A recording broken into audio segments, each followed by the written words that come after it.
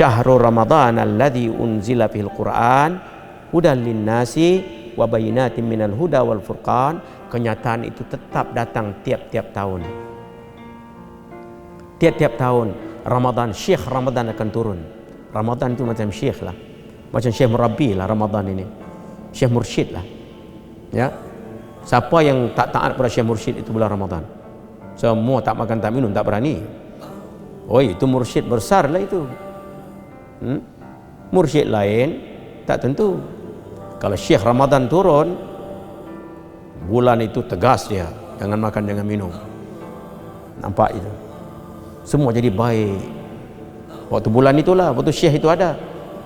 Ya, dia malah syekh depannya. Tapi kalau tuan syekh dah tak ada, apa jadi anak murid? Macam cikgu sekolah lah, kalau dalam kelas itu kalau tak ada cikgu, apa jadi anak muridnya? Baling layang-layang, baling surat lah, kumpulkan, macam-macam dia buat itu. Tapi kalau guru sudah ada depan, apa jadi? Nah, kita macam itu juga bila turunnya Ramadan, bila masuknya bulan Ramadan, syekh Ramadan turun lah, semua orang bertasbih, baca Quran. Syekh Ramadan ada.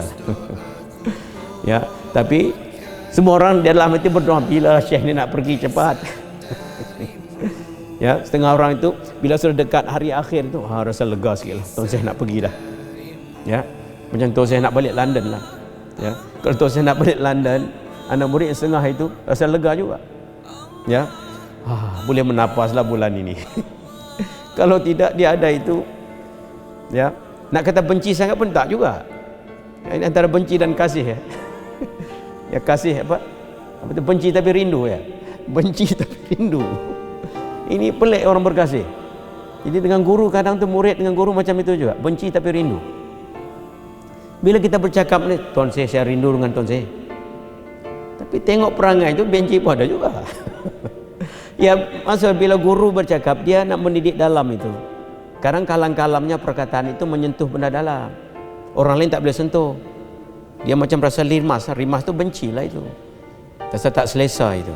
Jadi maka terwujudlah perhubungan benci tapi rindu. Itu yang tercetusnya itu.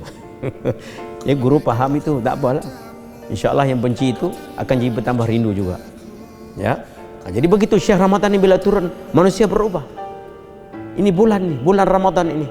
Bulan yang dihubungkan dengan teras la ilaha illallah Muhammad Rasulullah sallallahu alaihi wasallam. Perkataan yang pertama yang kita terangkan tadi itu kalimah thayyibah, amnya, khasnya itu ini imam, dan makmumnya yang am itu lain daripada kalimah itu. Tapi kalau kita betul memusatkan tumpuan kepada penyaksian la ilaha illallah pada tahap fi kulli lamhatin wa nafasin adadama wasi'ahu ilmullah, tidak ada satu yang terlepas dengan ilmu Allah, yakni anbiya, aulia, siddiqin, syuhada wa salihin, itu digabungkan di antara zahir dan batinnya la ilaha illallah itu yang sirri, yang batin itu Muhammad Rasulullah, yang zahir itu digabungkan yang jahir, yang jahri dan sirri itu, maka ketika itu berlakulah cetusan di dalam fi kulli lamhatin wa nafasin adadama wasi'ahu ilmullah. Itu perkataan, kesempurnaan perkataan itu dia akan masuk pada tangga yang kedua, perbuatan. Perbuatan itu as-salah. As-salah itu kita terangkan nak mengukuhkan lagi kesempurnaan bagi perkataan itu. Jadi nak buktikan kamu itu sudah terima percaya serah kalimah thayyibah itu, as-salah, dirikan salah.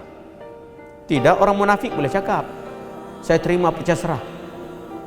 As-salah itu dia furqan, dia nak farakkan lagi, dia nak tapis lagi. Furqan ini macam penapis lah, lagi halus, lagi halus.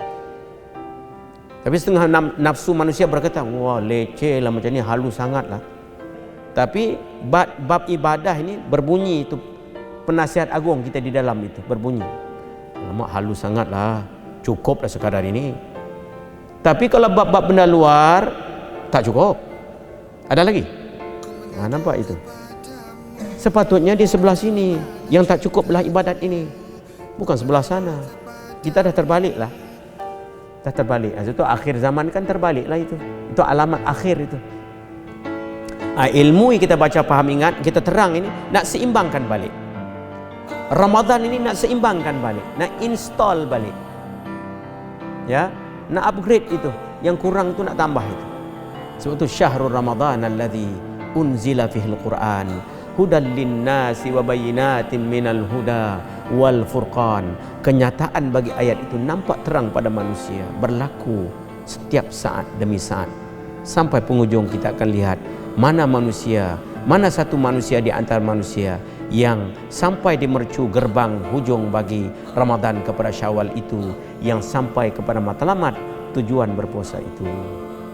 Ya, kita harapkan diri kita orang itu. Tapi harap saja tidak boleh kalau tidak disertai dengan ilmu dan amal, tidak disertai ilmu dan zikir. Kalau harap tidak disertai ilmu dan amal, harap tidak disertai ilmu dan zikir, itu namanya ghurur, terperdaya, bukan harap itu.